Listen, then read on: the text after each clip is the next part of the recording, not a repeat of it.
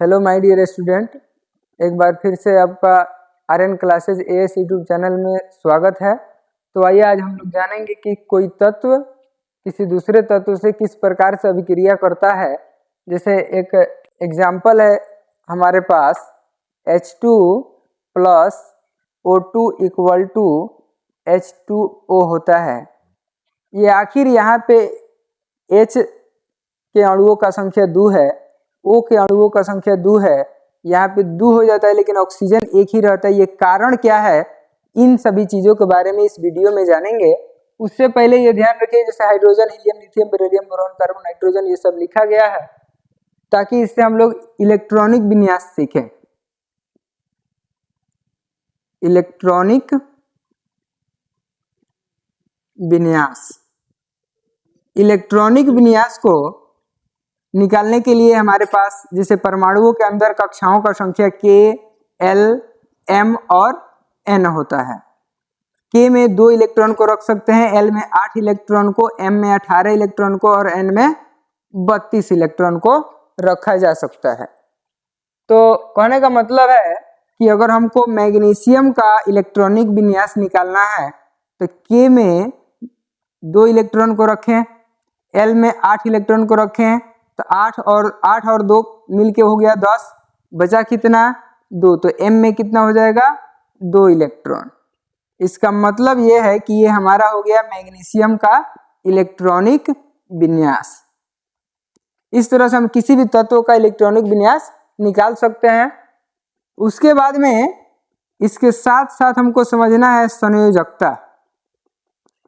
बिना संयोजकता के किसी तत्व के रासायनिक अभिक्रिया किस प्रकार से होता है वो नहीं जान पाएंगे, इसलिए हम जानेंगे सबसे पहले संयोजकता। संयोजकता में होता है कि जब भी किसी तत्व का इलेक्ट्रॉनिक विन्यास निकालें और निकालने पर अंतिम कक्षा में इलेक्ट्रॉनों का संख्या 1, 2, 3, 4 आए तो वो उसका संयोजकता हो जाएगा। यदि 5, 6, 7 या 8 या इससे ज्यादा अगर आता है तो उसको क्या करते हैं 8 में से माइनस करेंगे। जैसे मान लीजिए कि हमारा अंतिम कक्षा में इलेक्ट्रॉनों का संख्या 6 है तो 8 में से 6 को माइनस करेंगे, कितना आएगा 2। इसका मतलब है जैसे एक देख लेते हैं एग्जाम्पल, जैसे हमारे पास में Cl17 है, Cl17 का इलेक्ट्रॉनिक विन्यास निकालेंगे तो K, L, M और N, तो 2, 8, 10 और 7, 17, अंतिम कक्षा में 7 इलेक्ट्रॉन। इसका मतलब है कि संयोजकता के लिए क्या करेंगे 8 - 7 बराबर 1, मतलब क्लोरीन का संयोजकता हो जाएगा 1। इसी तरह से सबका संयोजकता को निकाल करके और फिर रासायनिक अभिक्रिया को करते हैं।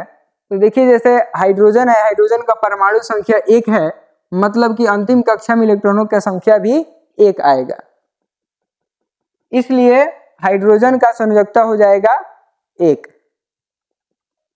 उसके बाद में ऑक्सीजन हमारा O8 है, इसका इलेक्ट्रॉनिक विन्यास निकालें तो K, L, M और N।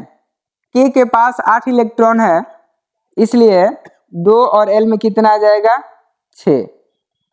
तो हम लास्ट अंतिम कक्षा में इलेक्ट्रॉनों का संख्या 4 से ज्यादा है तो 8 में से माइनस करेंगे, तो 8 में से 6 घटे कितना आएगा 2, मतलब कि ऑक्सीजन का संयोजकता हो जाएगा 2। अब ये तत्व जो है अपने संयोजकता का आदान प्रदान करते हैं, मतलब क्रॉस मल्टीप्लाई, तिरछा तिरछी गुना। तो हाइड्रोजन में 2 से गुना करेंगे इसलिए हाइड्रोजन 2 हो जाएगा और ऑक्सीजन में 1 से करेंगे इसलिए ऑक्सीजन 1 हो जाएगा। इस प्रकार से हम रासायनिक अभिक्रिया को पूरा करते हैं। देखिए एक और एग्जाम्पल है, जैसे हमारे पास है N2 plus H2 equal to NH3। देखिए यहाँ पे नाइट्रोजन 2 है, यहाँ पे हाइड्रोजन 2 है, नाइट्रोजन इधर दाएं साइड में 1 और हाइड्रोजन 3 है। ये किस तरह से हुआ है तो उसके लिए हम लोग देखेंगे कि नाइट्रोजन का परमाणु संख्या 7 है, मतलब इलेक्ट्रॉनों का संख्या 7 हुआ, और इसका इलेक्ट्रॉनिक विन्यास निकालते हैं तो K, L, M और N। K में 2 इलेक्ट्रॉन, L में 5 आ जाएगा। अंतिम कक्षा में 5 हुआ इसलिए 8 में से 5 को माइनस करेंगे, आ जाएगा हमारा 3, तो नाइट्रोजन का संयोजकता हो जाएगा 3। उसके बाद हाइड्रोजन का संयोजकता इधर निकाले तो हाइड्रोजन का संयोजकता आया है 1, ये क्रॉस मल्टीप्लाई हो जाएगा तो नाइट्रोजन बन जाएगा 1 और हाइड्रोजन बन जाएगा 3। इस प्रकार से हम किसी भी रासायनिक अभिक्रिया को करते हैं। और एक और एग्जाम्पल है, जैसे बोले H2 plus Cl2 equal to HCl।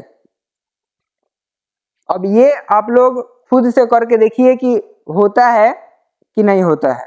इसके अलावा जैसे Mg प्लस Cl2 MgCl2, अब ये भी करके आप लोग देख लीजिएगा। तो ये पूरा के पूरा इलेक्ट्रॉनिक विन्यास और संयोजकता पर आधारित है।